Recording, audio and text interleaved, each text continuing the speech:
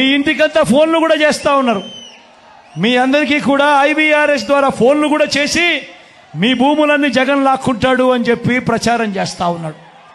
నేను అడుగుతా ఉన్నా, ఇంత దిక్కుమాలిన రాజకీయాలు చేస్తూ ఉన్న ఈ చంద్రబాబు, నువ్వు అసలు మనిషివేనా అని అడుగుతా ఉన్నాడు మీ బిడ్డ. ఈ సందర్భంగా మీ జగన్, మీ బిడ్డ భూములు ఇచ్చేవాడే కానీ భూములు లాక్కునేవాడు కాదు మీ బిడ్డ. అసలు చంద్రబాబు నాయుడు అడుగుతా ఉన్నా, అయ్యా అసలు నీకు ల్యాండ్ టైటిలింగ్ యాక్ట్ అంటే ఏమిటో తెలుసా చంద్రబాబు అని అడుగుతా ఉన్నా. అసలు ల్యాండ్ టైటిలింగ్ యాక్ట్ అంటేనే దాని అర్థం ఏమిటి అని అంటే, భూముల మీద సంపూర్ణ హక్కులు రైతన్నలకు ఎల్లవేళలా ఉండేట్టుగా ఒక యాక్ట్ చేయడమే, దాన్నే ల్యాండ్ టైటిలింగ్ యాక్ట్ అంటారు చంద్రబాబు. ఫస్ట్ అది తెలుసుకో అని అడుగుతా ఉన్నా. ఇవాళ ఇదే పెద్ద మనిషి చంద్రబాబు నాయుడు గారు చేస్తా ఉన్న తప్పుడు ప్రచారాలకు ప్రతి ఒక్కరికి తెలిసి ఉండాలి. కాబట్టి ఈరోజు మీ అందరితో కూడా ఒక 2 నిమిషాలు దాని గురించి చెబుతా. ఈ ల్యాండ్ టైటిలింగ్ యాక్ట్ అన్నది రాబోయే రోజుల్లో ఒక పెద్ద సంస్కరణ అవుతుంది. ఎందుకంటే ఈరోజు ఏ భూమి ఎక్కడ కొనాలనుకున్నా కూడా ఆ భూములన్నిటిలో కూడా ఈరోజు వివాదాలు ఉన్నాయి. ఆ భూముల్లో ఎక్స్టెంట్ అన్నా తక్కువ ఉంటుంది, సబ్ డివిజన్ అన్నా జరగకపోయి ఉంటుంది, సర్వేలన్నా జరగకపోయి ఉంటాయి, రికార్డులన్నీ అప్డేట్ కాకపోయి ఉంటాయి. వీటి అన్నిటి వల్ల భూ వివాదాలు పెరిగి ఇవాళ రైతన్నలు, ప్రజలు అందరూ కూడా కోర్టుల చుట్టూ తిరిగే కార్యక్రమం, అధికారుల చుట్టూ తిరిగే కార్యక్రమం జరుగుతూ ఉంది. మీ బిడ్డ రాబోయే రోజుల్లో చెయ్యాలనుకునే సంస్కరణ ఏమిటి అంటే, ఏ రైతన్నా కూడా, ఏ ఒక్కరు అయినా కూడా వాళ్ళ భూముల కోసము ఎవరి చుట్టూ తిరగాల్సిన పని ఉండకూడదు. ఏ కోర్టుకు వివాదాలకు సంబంధించిన ఏ కోర్టుకు వెళ్లాల్సిన పరిస్థితి ఆ భూముల మీద వాళ్ళకు సంపూర్ణ హక్కులు వాళ్లకు కల్పిస్తూ, ఆ భూముల మీద ఏదైనా వివాదం ఉంటే ఆ వివాదాన్ని గవర్నమెంట్ గ్యారంటీ ఇస్తూ, వివాదం లేదు ఈ భూములు అని చెప్పే ఒక సంస్కరణ తీసుకుని రావాలని మీ బిడ్డ ఆలోచన.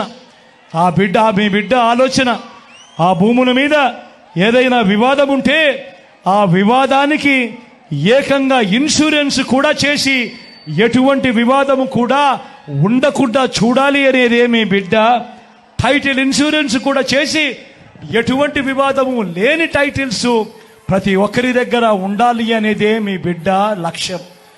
కానీ ఇది జరగాలి అని అంటే మొట్టమొదటిగా జరగాల్సిందేమిటంటే, రాష్ట్ర వ్యాప్తంగా జరుగుతూ ఉన్న సర్వే పూర్తి కావాలి. 100 సంవత్సరాల తర్వాత అప్పుడెప్పుడో బ్రిటిషర్లు సర్వే చేశారు. దాని తర్వాత ఈ దేశంలో కానీ ఈ రాష్ట్రంలో కానీ సర్వేలు మళ్ళీ చేసే పరిస్థితి లేదు. ఈరోజు మొట్టమొదటిసారిగా మీ బిడ్డ గ్రామ సచివాలయాలు తీసుకొని వచ్చి అందులో ఏకంగా 15,000 సర్వేయర్లను కూడా అందులో పెట్టి, ఈరోజు మీ బిడ్డ 100 సంవత్సరాల క్రిందట జరిగిన సర్వేను మళ్ళీ మీ బిడ్డ ప్రతి ఎకరాను కూడా సర్వే చేయిస్తా ఉన్నాడు. రైతుల కోసం సర్వే చేయించడమే కాకుండా వాటికి సంబంధించిన సరిహద్దు రాళ్లను పెట్టిస్తా ఉన్నాడు, రికార్డులన్నీ అప్డేట్ చేయిస్తా ఉన్నాడు, సబ్ డివిజన్ చేయిస్తా ఉన్నాడు. చేసి ఆ రైతన్నలకే హక్కు పత్రాలను ఎక్కడికి పోకుండా పదిలంగా రైతన్నలకు అందేట్టుగా చేస్తా ఉన్నాడు మీ బిడ్డ. ఇవన్నీ కూడా పూర్తయిపోయిన తర్వాత కానీ రాష్ట్రంలో 17,000కు సంబంధించిన రెవెన్యూ గ్రామాలుంటే ఇప్పటిదాకా 6,000 రెవెన్యూ గ్రామాలు మాత్రమే పూర్తయ్యాయి. రాబోయే 1.5-2 సంవత్సరాలలో పూర్తిగా 17,000 గ్రామాల సర్వే కూడా పూర్తయిపోతుంది.